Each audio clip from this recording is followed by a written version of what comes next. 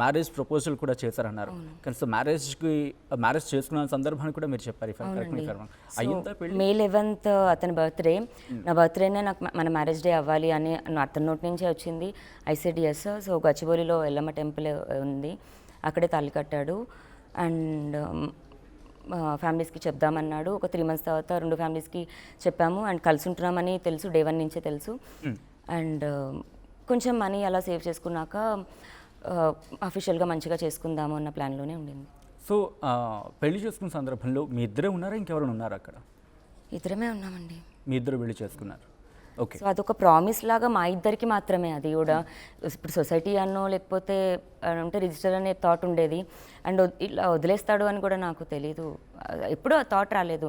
ఉండుంటే నిజంగానే అతను అన్నట్టు మనీ వేసుకోవడమో లేకపోతే వెనకాల ఏదో వేసుకోవడమో లేదా సేవ్ చేసుకోవడం అన్న చేసుంటే అయినా నిందలు యాక్సెప్ట్ చేసేదాన్ని.